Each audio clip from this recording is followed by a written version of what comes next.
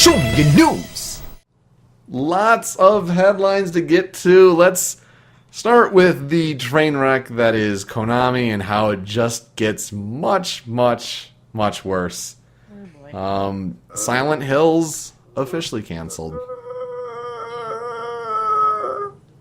I know it's sad. Sad about it. I wanted to play as Norman Reedus. Only Konami, as some have said, could get Hideo Kojima, Guillermo del Toro, and Norman Reedus together on a project and still have it fall through the earth. Yep. They didn't have it fall through the earth. They threw it in a pit. In a volcano and had it burn. And then, yeah, it's one thing to have PT, the demo for that game. If the game is canceled, sure, take it off the store. Not eradicate it from existence entirely. Yeah. So that people who bought it could never download it ever again. Ever. And, like, here's the thing. Pat from Two Best Friends brought up the whole fact that they didn't have to do that. No. Literally, all they had to do was release an update that removed the Silent Hills teaser. Congratulations, you still have a game that people can buy and that will make you money that people really liked. And you don't need to worry about the teaser thing. You didn't need to remove it from existence completely. When you say remove from existence, do you mean anyone that's actually downloaded it before no longer has it? No, if they have it installed on their PS4, they still have it. But if they delete it ever, they can never get it back. It can no longer be bought or anything. Downloaded, period. Yeah. Which, in the past, like when games have been delisted, at least if you delete it off your system, more often than not, you could say like, oh, well, just download this again. And it's still on the server, like somewhere where you could go and pull it and download it from that way. And that's the thing, because Sony's stuff is not built to say that they can't do that anymore. So when you delete PT, it still tells you that you'll be able to go download it again. Yeah, and they even had to send out a message from PlayStation that said, and I just got it on my PS4, that was like, so if you have PT, don't delete it, because you won't be able to get it again. And this makes, I guess, PS4s with PT more valuable. Some people tried to sell them on eBay, and eBay had to take those down because they were asking for like $1,000 or something like that. It's a free demo. Though I'm going to put it out there. Show me your news anniversary. We have a PlayStation 4 with PT. Fuck, goddamn. We're playing that shit. Yes. I'm like, And it's going to be great. I was so mad when I heard that news because I'm like 2-3 weeks tops out from getting a PS4. Oh no! And I bet on your PlayStation Network account you probably even bought PT already, just for when you get the system you could have downloaded it straight away. I should have done that. Oh geez, even if you did, I mean, Even if you had, been able to get it. Oh, that's really sad, and that's just Konami not getting it, and that saga continues. That is going to end badly. Nintendo. Hey, remember Nintendo Land? That was a launch game for Wii U. Well, it's one step closer to becoming a reality because Nintendo partnered with Universal to make immersive experiences under this new partnership to have Nintendo rides planned at Universal themed parks. Where's my F-Zero roller coaster? Where's like so many roller coasters? I mean, Mario Kart's got to be in there somewhere. Bumper cars, Mario Kart? I don't know. I think, actually, if you've ever watched the show Hey Ash, What You Playing? They do an entire episode where she lists out one of the characters designed a theme park based around Nintendo. Some of it's not possible, but some of it they could legitimately do. What are ones that you would like to see a future Nintendo theme park do? Well, like I just said, an F-Zero roller coaster. Because that was built to be a roller coaster. Like one of those turbo speed roller coasters, too. Oh my god, I would ride the shit out of that! Doing little twists and turns like on Raptor at Cedar Point? Hell yes. I could imagine like, the Buzz Lightyear ride at Disney where you're kind of in like the pod and you're going around and shooting things. Like, do a Metroid thing like that. Samus's spaceship? Starfox, too. Yeah, Star Fox as well. I think that'd be a little different. You're not necessarily, moving around on the floor, but Star Fox would be more like you're in a cockpit sort of thing and you're kind of in one place. Yeah. Mario, I don't think, outside of maybe go-karts that just have the Mario Kart name on them. Jump and punch the question mark block. What's that Mario Party 2 game where Splatoon laser tag. Oh, man. Paintball. Fucking paintball. Yeah. Oh Fuck boy. yes. You get your squid hat. Roll around in some paint and be like, why isn't my gun reloading? Oh, that sounds amazing. Shit, make that Universal. Oh my god. And just like pools of paint, not like stuff splattered on the ground, like pools of paint that you can swim in. An Animal Crossing attraction where you come in and just you pick fruit and you pay your mortgage. I was just saying where you just work your ass off. That's almost like the It's a Small World, like slave labor joke, like just built right in there. Oh dear. Like just rebuild It's a Small World, like copy it, like brick for brick. But instead of all the like kids of different nationalities, it's just Animal Crossing characters. They sing the same song, but it's an animal-y. Yeah, like. Or they could sing KK Rider songs. Yeah. Yeah. But the problem with KK Rider singing is that it would be slightly bearable. Animalese, though, all at once. That's true. You're right. So that's gonna be fun. Not scary though. It could be scary, like Five Nights at Freddy's 4, the final chapter. I saw another image actually tweeted out by Markiplier tonight because he's a Five Nights at Freddy's guy, and there is a new image that has Bonnie in it. Is it Bonnie or is it? No, it's not. It's Freddy. I do apologize. Blue and black sort of poster thing, and Freddy looks fucked up. Like he's got some big, like he has 2 rows of teeth like a shark. Oh my. Stuff and like some weird kind of like pointy nail things. Which have, like, it looks like little faces on them, like, at the bottom. Like, it looks like he's actually got the heads of some of the other animatronics and just, like, stabbed them with his claws, like, as if he was a giant. That's how I'm looking at it anyway. I mean, it might look a little bit different to other people that are looking at it. I'm looking at it very closely. I mean, on the initial teaser image, there are different mouths on the body of this Freddy, if you even want to call it a Freddy. That was a bunny, I think. It looked like Bonnie to me. It's creepy, whatever it is. Apparently slated for Halloween this year, so more development time, which that series could use for its benefit. Scott Cawthon, take a vacation! Seriously. Retire early, please. How can you not retire yet? How could you not? What the fuck? You've made all the money. Halloween, good time for it, I suppose. The final chapter, we'll see if that's really the final chapter, because there have been different horror franchises that have said that, to then go back on it.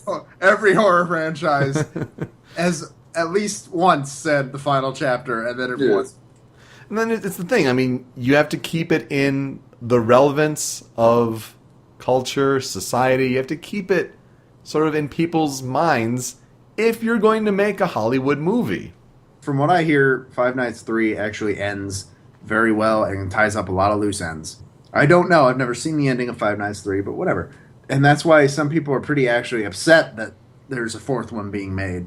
And I think, if I had to guess, that's probably why. The people who have the film rights probably said, hey, we need you to make another one. Yeah. Because it needs to stay relevant. Apparently, 87 or 8s and 7s have been popping up in some of the source code on the site. So, may suggest that it's going to be the bite of 87. So, maybe going back to the whole central event that has always been referred to but never exactly acted upon. So maybe that is why it's going to be quote-unquote the final chapter, because it's going to go back to where everything all started, I suppose. So we'll see. YouTubers will make a lot of money on it. People will go crazy, and then we'll see if it really actually stays dead. I hope so. I really do. I love the series. It needs to die. It needs to stop. Mighty Number 9 is getting close to completion, though. September 15th in the United States and the 18th for the rest of the world. Deep Silver latched on as a publisher, and I think we were just talking about that earlier. Kind of shady to have a publisher just go on in the last little bit like, oh, you raised nearly $4 million. Well, okay, we can get behind this and sell box copies and DLC that'll be free for those who backed the game, those Beckers. I'm someone who did back the game. I'm excited for it to come out. I'm probably going to be terrible at it. But I'll be good. Yeah, this game was originally going to come out apparently in April 2015. No, it was April 2015, Phoenix, right? And now it's going to be September 2015. So, but you know what we need at E3? We need more press conferences. And we need more cowbell. Dunk, dunk, dunk, dunk. This one's powered by PC Gamer, and it's going to be an event for PC games. Now, this one's going to be tough to watch, at least in the Eastern time zone. It's going to be 8 p.m. to 11 p.m. Just 3 hours on the Tuesday, just after everything that's happened. I don't even know what could be, unique here, but you have different, people like AMD, Blizzard's going to show up. Cliff Bleszinski, maybe he'll show what he's been working on. Humble Bundle's going to be there. Square Enix is going to be there, even though they have their own press conference. So, they're going to be there to announce Final Fantasy VII now with Chocobo DLC. Maybe. Because, I guess we'll troll you more. This is now at E3. The 12 o'clock sort of time in Pacific time is when the doors open for the actual event on that Tuesday at 12 Pacific. So, this is after that. The people who are covering it, do they have to, step away from the floor to go cover this? This one's going to be weird. I could see Bethesda. I could see Square Enix. We talked about those on the last couple episodes. I don't know about a PC gaming one. But Day 9's going to host it. Yay! So that means Ben's going to watch. I probably will.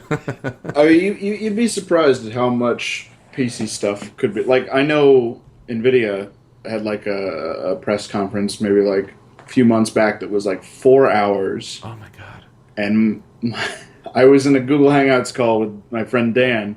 He made it through at least an hour just telling me what he was watching and screen sharing it, even though it was a YouTube link and I easily could have watched it, before I just said, "Stop it, I'm leaving the call, I don't care." They can talk forever. So that's going to be interesting. Also on the PC side of things, we talked about Valve and the whole paid mod setup. And now that they've backpedaled on that, they've removed them from Steam Workshop. So that's gone. That died really quickly. So fast. Yeah. Super Bunny Hop actually very recently came out with a very good video about that. So He just does excellent stuff. I mean, also watch his Konami video. That was amazing. Yeah. He does a very good wrap-up of how it all went down and why it all crashed and burned the way it did and why it was a terrible idea to begin with. 1 week we're talking about it happening, the next week not so much. Now there's Telltale's The Walking Dead. There was The Walking Dead Survival Instinct, which Activision published, and it was a terrible first-person shooter. And now there's Overkill's The Walking Dead. This is apparently going to be a co-op first-person shooter with elements of action, role-playing, survival horror, and stealth that invites players to explore the hugely popular Walking Dead universe. They'll play roles of survivors fending for themselves, blah, blah, blah, blah, blah. Robert Kirkman's behind this. They may involve more stuff from the TV series, apparently. These are the people who made the Payday games. So at least there's some pedigree there. Yeah. But it's another Walking Dead game, and I'm really surprised to see this. And Rachel, I was more interested to hear your reaction to something like this. Why does there need to be another Walking Dead game? Yeah, exactly. Pretty much. I think the Telltale game is always going to be the best one for me, and I'm just waiting for the next one of that to come out. I don't see why there should be another one. Yeah. A different player. And also, as well, with it being a first-person sort of thing, I don't like that. I watch stuff like The Walking Dead for the story experience, to see what goes on, and to have my heart ripped out of my chest when my favourite characters die, sort of like in Game of Thrones. Not to be in first-person shoot-em-up mode, thinking that I'm playing something like Left 4 Dead. Keep that with Left 4 Dead and stuff like that, Right. No, I hear you. It's... Hey, if people want to do it, then I guess if they want to play it, they want to play it. It's not my kind of game, but it might be fun for someone else. And it's news that's generally flown under the radar. I just thought it'd be worth mentioning. There's going to be another Walking Dead game.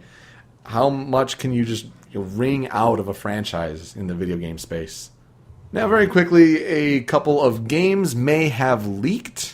So be warned on the spoiler front, but we have screenshots that say a Gears of War remaster may be coming this E3. Updated visuals, reworked cutscenes. The multiplayer will be there as well. Now this would be the first one, so not the Marcus Phoenix collection that I think everyone would want after the Halo Master Chief collection. And this is a different studio working on it. I think this is Splash Damage working on the game. And whereas Black Tusk would be the one working on the next Gears of War game. So that's apparently in the works. They have different, screenshots that are out there. Multiplayer screenshots, especially told the multiplayers run at 60 frames per second. So that's apparently out there. And then Watch Dogs 2, because, people were very lukewarm on Watch Dogs after so much hype. But then someone went and listed that he's working on Watch Dogs 2 on his LinkedIn, and then removed it. And the internet does not forget. If they make a Watch Dogs 2, those are some balls that will not pay off. Well, we've known about it. Yeah. That they were planning to, because we've known that there's going to be no Aiden Pierce in Watch Dogs 2. Mm-hmm. I don't remember that. Shit. It was I sent you that video of how to play Watch Dogs, yeah. and it mentions it at the end. Yeah, I mean, they've talked about, we want to improve on this in the next Watch Dogs, and that game sold bonkers of copies for a new IP for Ubisoft. So, of course, they're going to make another one. The question is, will they announce it this year? And that might be too soon. Yeah. For me, the question, it is Ubisoft, and they're very bad at giving their games ample time to be developed. But, in my opinion, I feel like it's going to...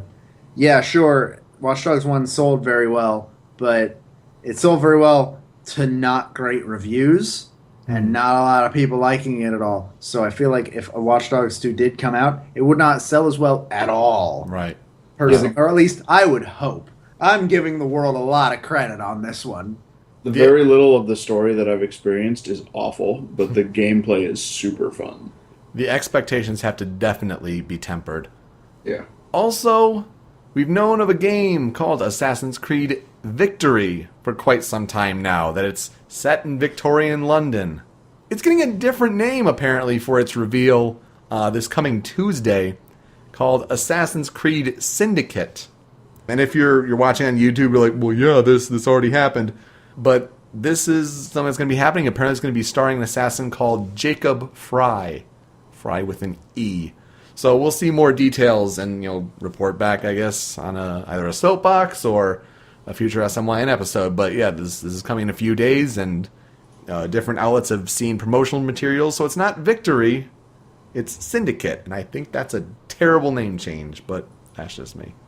And finally, for our headlines, the Japanese Prime Minister came to the United States of America, and President Obama thanked him for anime, among other things. And manga. And manga. And emojis. emojis. Oh boy. Didn't realize those were a Japanese thing, but now, looking back, of course those are a Japanese thing. Why wouldn't they be? Of course they are. So, that happened. Yeah, I have no. I have nothing to I don't say. know how to follow that up. I don't give a shit.